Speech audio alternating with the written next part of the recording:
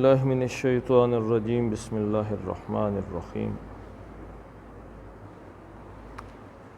قال رب اغفر لی ولأخی وادخلنا فی رحمتک وانت ارحم الراحمین صدق اللہ العظیم رب اشرح لی صدری ویسر لی امری واحلل عقدۃ من لسانی یفقہوا قولی اللہم صلی علی محمد وعلی آل محمد کما صلیت علی ابراہیم وعلی آل ابراہیم انک حمید مجید اللہم بارک علی محمد وعلی آل محمد کما بارکت علی ابراہیم وعلی آل ابراہیم انک حمید مجید۔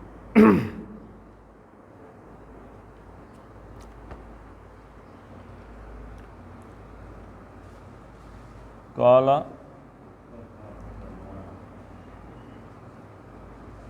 موسیٰ علیہ السلام نے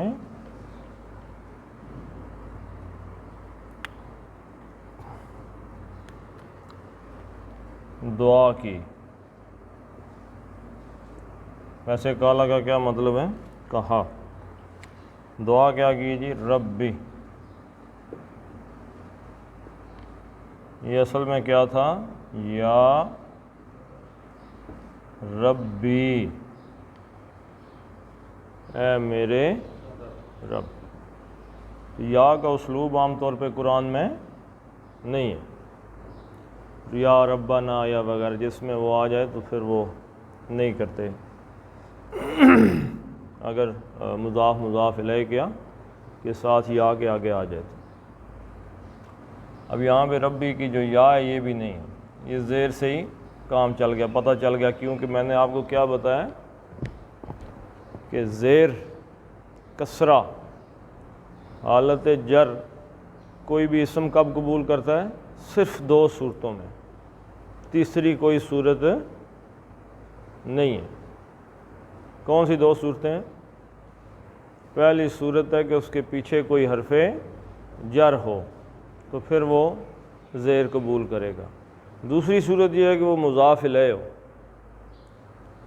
تو تب یہ زیر قبول کرے گا، ویسے نہیں کرتا۔ تو یہاں پہ اب نہ اس کے پیچھے کوئی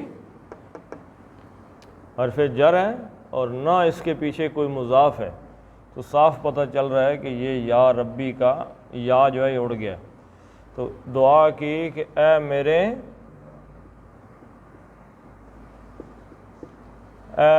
رب، قال ربی، اے میرے رب،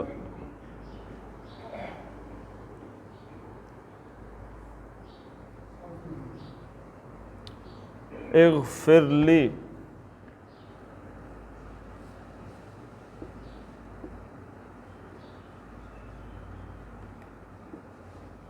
یہ الف تو حمزۃ الوصل ہو گیا، اس کا تو اپنا تو کوئی بول چال ہے نہیں، یہ تو لگا ہے ساتھ اس لیے کہ اگر اس سے پیچھے جملہ ختم ہے تو یہاں سے سٹارٹ کریں تو پھر اس کے ساتھ کو زیر زبر لگا کے چل پڑے گا۔ یہ کیا ہے جی؟ غفرہ، اس نے بخشا، اور یغفرو، وہ بخشتا ہے، تغفرو، تم بخشتے ہو۔ اب اس تم کو کہہ رہے ہیں کہ بخشو، تو امر بنانا ہے اس کا۔ کیسے بنے گا؟ علامت مضارع ختم، آخری حرف کی حرکت ختم۔ تو اب یہ غین جو ہے یہ ساکن ہے، تو اس کو بولنے کے لیے، بلانے کے لیے اس کے پیچھے الف لگا دیتے ہیں، ٹھیک ہے جی؟ اغفر، بخش دے، کسی ایک سے کہا جا رہا ہے کہ بخش دے، تو کیا کہا؟ قال ربی، موسیٰ علیہ السلام نے دعا کی ہے میرے رب، رب اغفر، بخش دے۔ اغفر کے ساتھ میں نے آپ کو بتایا کہ لام کی پریپوزیشن، لام کا صلہ آتا ہے۔ کس کو بخش دے؟ لی، چھوٹی یہ کا مطلب کیا؟ مجھے۔ یہ کو کے معنی میں آ جائے گا. رب اغفر لی، مجھ کو بخش دے. رب اغفر لی. اچھا، جو ہی پتہ چلا حضرت موسیٰ علیہ السلام کو کہ میرے پیچھے اصل کہانی کیا ہوئی ہے، وہ جو غصہ کیا، تختیاں اٹھا کے ایک سائیڈ پہ رکھ دیں. وہ پھینکنے والا مفہوم جو ہے وہ صحیح نہیں ہے. رکھ دینے والا، ڈال دینے کسی طرف، ایک طرف، یعنی ان کو رکھ دیا، یعنی ان کو اس سے پہلے دوسری بات شروع کر دی. تو اس کے لیے کہا کہ اللہ جی مجھے بخش دیں. دوسری بات، اور یہ جو لام زیر لی آ گیا ہے تعلیل کا، تو یہ اغفر کا مطلب ہے کہ اغفر یہاں تک آ رہا ہے. اس کا صلہ ادھر بھی آیا، اس کا صلہ یہاں پہ بھی آ گیا. رب اغفر لی، اللہ مجھ کو بخش دے، والے اخی، اور لام جلدی کو اور کس کو بخش دے جی؟ اخن کا کیا مطلب ہوتا ہے؟ اخن بھائی، اور چھوٹی یہ کا مطلب میرا، اور بخش دے میرے بھائی کو، یعنی مجھے بھی بخش دے کہ میں نے وہ تختیاں سائڈ پہ رکھ دیں، حضرت ہارون علیہ السلام کے بالوں کو پکڑ لیا، تو مجھے بھی معاف کر دے. میرے بھائی نے کوشش کی، اس کے باوجود یہ سب کچھ ہو گیا. اگر کہیں کو مسئلہ رہ گیا تو اللہ میرے بھائی کو بھی بخش دے. یہ دعا زندہ بندوں کے لیے مانگ رہے ہیں یا مرے ہوئے کے لیے؟ تو ہم بخشش کی دعا کس کے لیے مانگتے ہیں؟ مردوں کے لیے. ہمیں بس جو پٹی پڑھائی گئی ہم اس پہ چل رہے ہیں. قال رب اغفر لی ولأخی وادخلنا، اور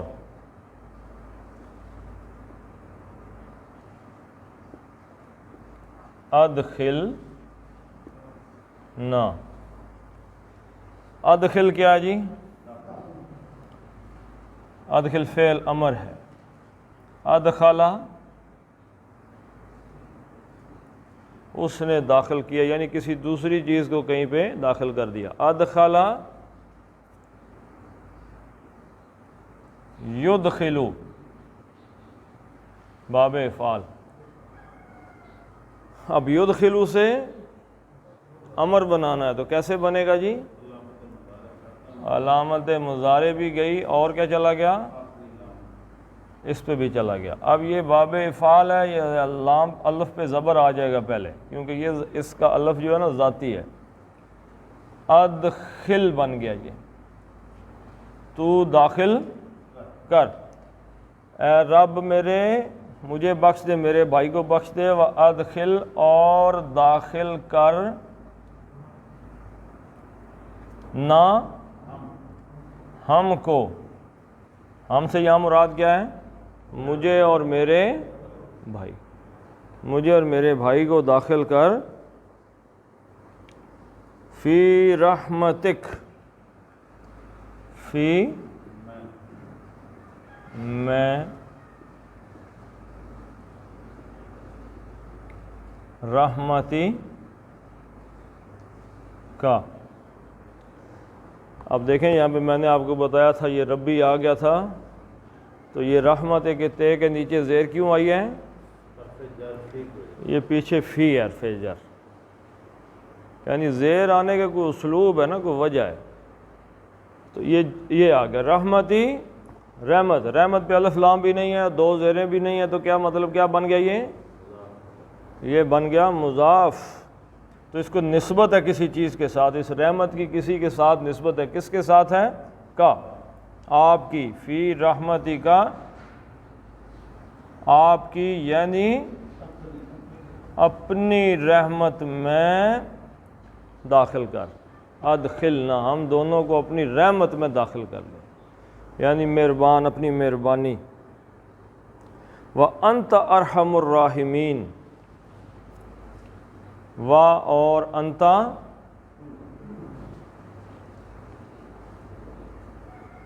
تو ہے ارحمو،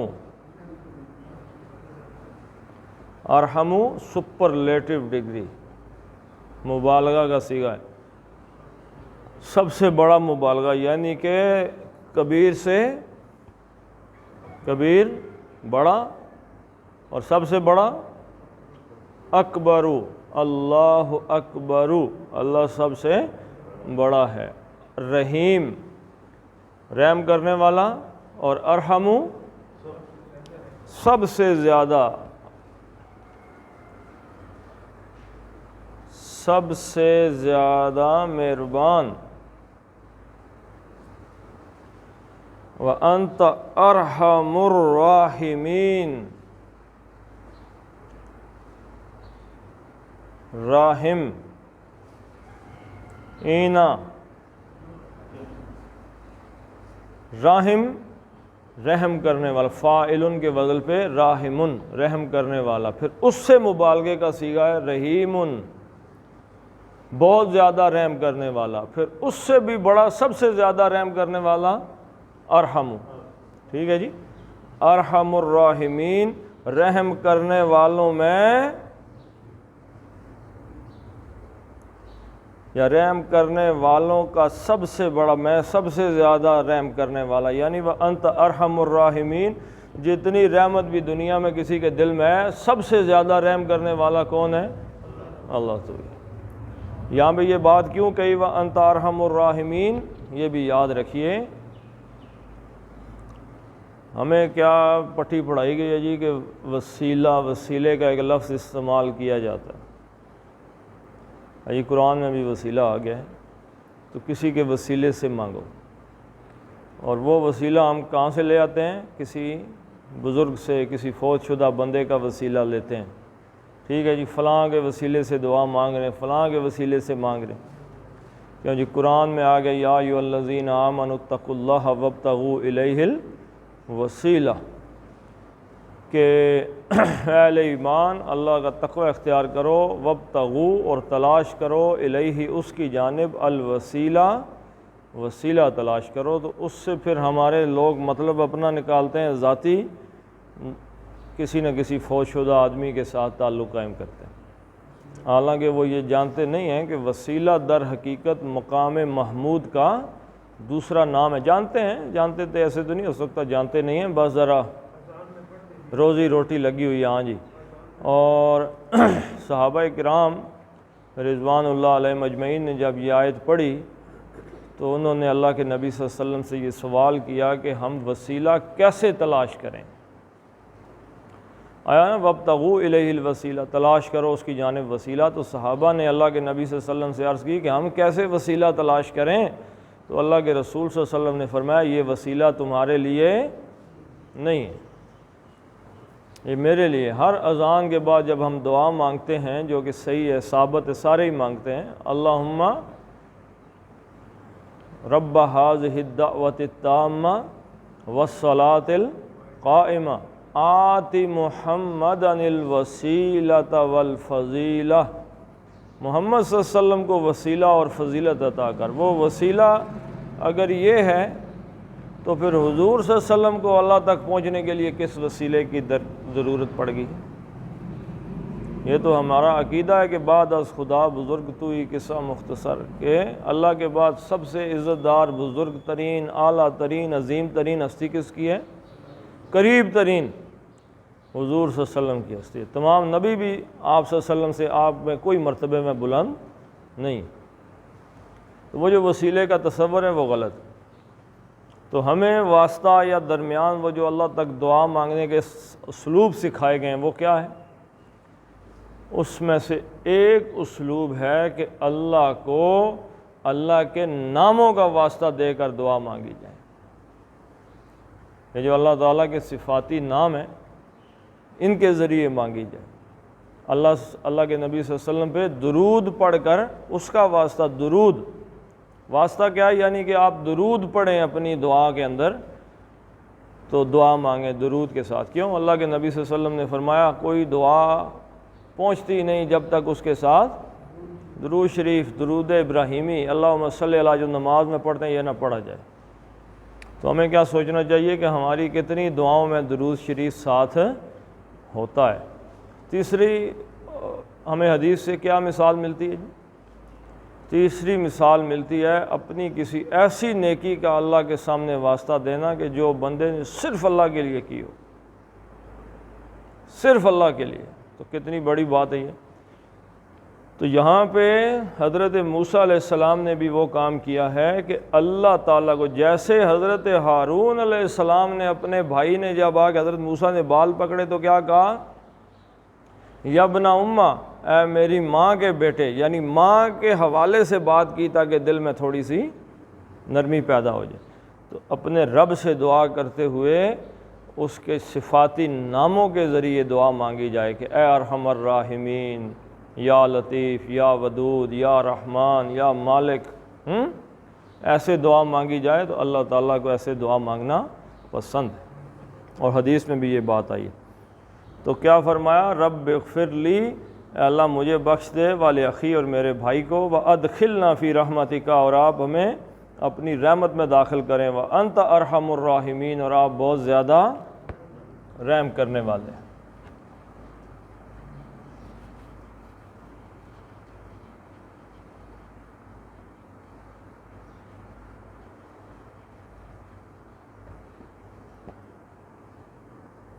ان الذین اتخذوا العجل، ان بے شک، یقیناً، الذین وہ لوگ، آگے فعل آ گیا نا، تو جنہوں نے، ان الذین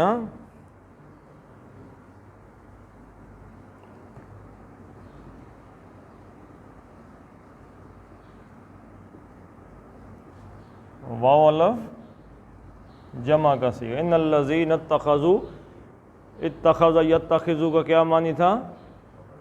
پکڑنا، اختیار کرنا، بنانا۔ جن لوگوں نے بنایا، اتخذو انہوں نے بنایا، العجل، الف لام کا مطلب اجلا، اتخذو فعل ہے، اور یہ زبر کیا بتا رہی ہے؟ اجلا کی مفعول ہے۔ یہ کس کو بنایا ہے؟ الف لام اس بچھڑے کو، یا اس بچھڑے کو کہاں سے لے کے آئے جی؟ مفعول ہونے کی وجہ سے۔ اور اس کہاں سے لے کے آئے ہیں؟ الف لام، وہ جو خاص بچھڑا تھا، جنہوں نے اس بچھڑے کو بنا لیا ہے معبود۔ ان الذین، بے شک وہ لوگ جنہوں نے اس بچھڑے کو معبود بنایا، سینالہم، سا ان قریب، جلد ہی، ینالو، نالا، ینالو، پہنچنا۔ کیا مطلب ہے جی؟ نالا ینالو، پہنچنا، ثلاثی مجرد کا ہے۔ ینالو وہ پہنچے گا، گا کہاں سے لے کے آئے میں جی؟ سا سے، سا مستقبل کے لیے آتا ہے، سینالو، تو جلد ہی وہ پہنچے گا، ینالو ہم مفعول آ گیا، ان کو وہ پہنچے گا۔ کیا چیز پہنچے گی؟ اب فائل کیا ہے اس کے آگے لگا ہوا جی؟ غضبن،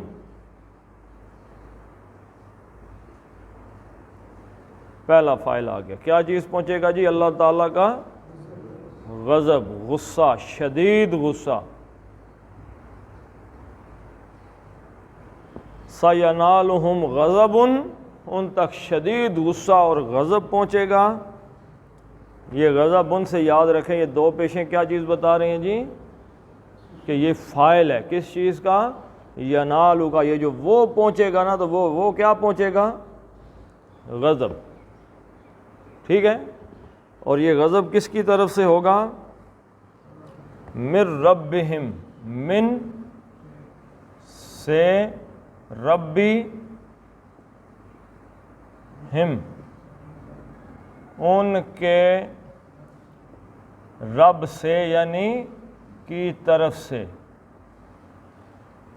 ینالہم غضب من ربہم ان کے رب کا غضب ان کے رب کی طرف سے شدید غضب ان پر آئے گا ان تک پہنچے گا وذلۃ و اور ذلتن ذلتن کے اوپر یہ جو پیش پڑی اس کا کیا مطلب ہے؟ یہ بھی فاعل ہے. کس کا فاعل ہے جی؟ ینالو کا. ایک تو پہنچے گا غضب اور دوسری کیا پہنچے گی؟ ذلت پہنچے گی, کمزوری پہنچے گی, ان تک پہنچے گی. ذلتن اور کمزوری اور ذلت پہنچے گی ان تک آ جائے گی. فی الحیات الدنیا فی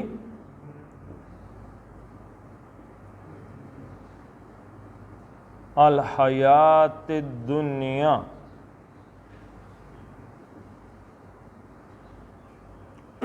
حیات الدنیا کا کیا مطلب ہے جی؟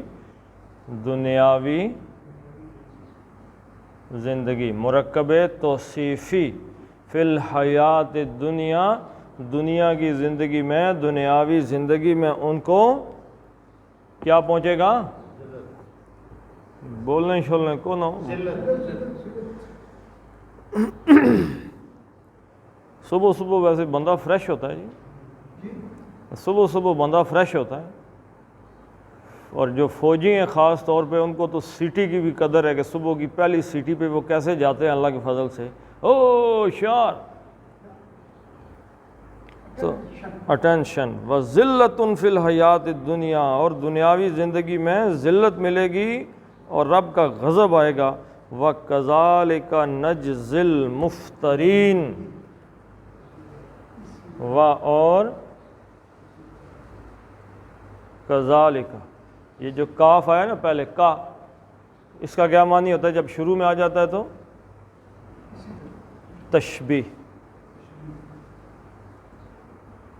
جیسے ترجمہ کر دیتے ہیں, جیسے جس طرح, یہ تشبیہ کے لیے آتا ہے.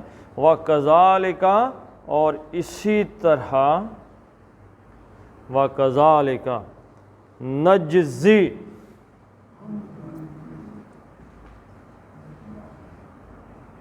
جزا اس نے بدلہ دیا, نجزی ہم بدلہ دیتے ہیں, کذالک اور اسی طرح ہم بدلہ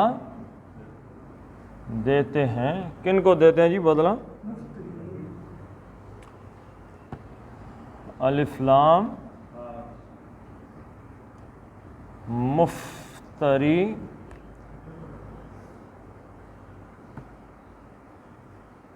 یہ یہاں سے اس کے اندر ہی آ گئی. اینا جمع, الخاص وہ لوگ جو تھے. مفتری کس کو کہتے ہیں؟ افطرا یفتری.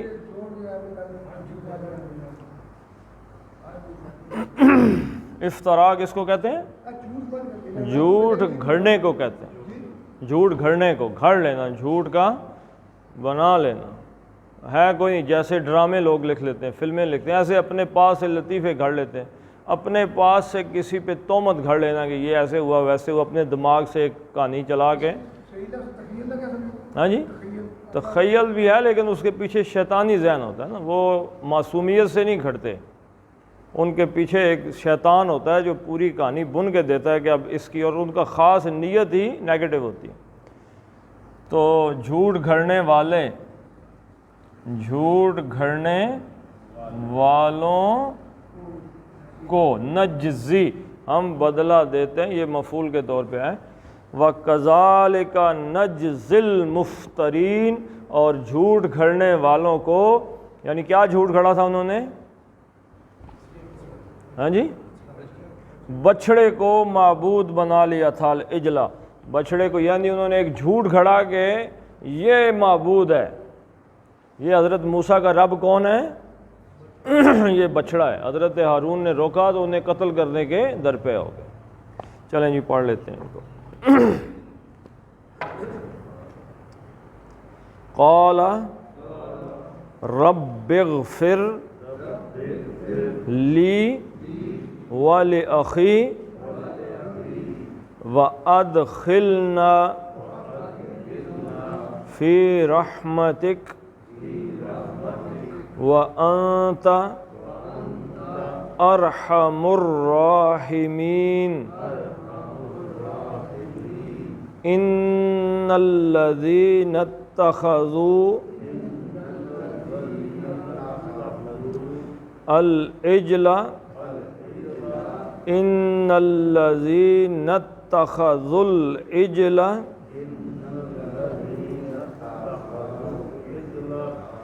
سینالہم غضب من ربہم وذلۃ فی الحیاۃ الدنیا وَكَذَلِكَ نَجْزِي الْمُفْتَرِينَ